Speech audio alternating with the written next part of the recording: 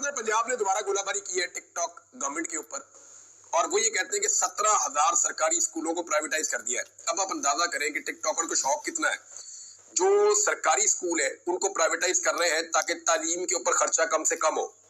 सरकारी स्कूलों को प्राइवेटाइज कर रहे हैं, गरीब का बच्चा पढ़े तो पैसे देकर पढ़े, मुफ्त तालीम का हक उससे वापस ले रहे हैं। नंबर 1। नंबर 2, आप इनकी कार्रवाई चेक करें कि साथ में तालीमी इदारों के दौरे भी कर रहे हैं और वहां पे कंट्रोल्ड इन्वायरमेंट के अंदर जाली मकबूलियत के ड्रामे भी रचाए जा रहे हैं। ये ड्रामा खुल जाएगा किसी दिन, अभी आप देखते जाइए जिस तरह ये कर रहे हैं। अभी तो क्योंकि डीसी का बेचारे का बड़ा बुरा हाल होता है, कमिश्नर का बहुत बुरा हाल होता है, वहां का जो डीपीओ है वो बेचारा फंसा हुआ होता है, एसपी फंसा हुआ होता है, पूरी की पूरी ब्यूरोक्रेसी, पुलिस, जितना एजुकेशन डिपार्टमेंट है सबका बेड़ा गर्क हो जाता है। वो को पटवारी पकड़ के बिठाते हैं, किसको पकड़ के बिठाते हैं, वो बच्चे ढूंढ के ला के वहां पे यूनिवर्सिटी में इकट्ठे करते हैं।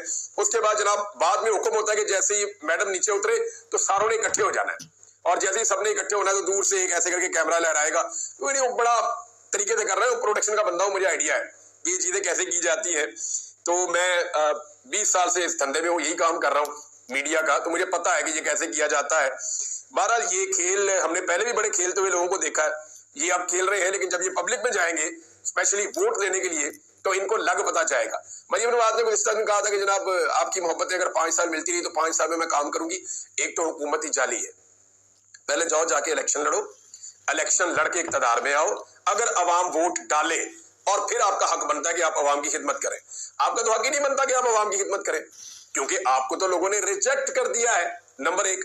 और नंबर 2 बात यह है कि मोहब्बतें तो आपको पाकिस्तानी अवाम ने दी नहीं। मोहब्बतें जहां से आपको मिली है जाली फॉर्म 47 की सूरत में, वहां से मोहब्बतों की एक शर्त है जिसके ऊपर आपको कायम रहना पड़ेगा।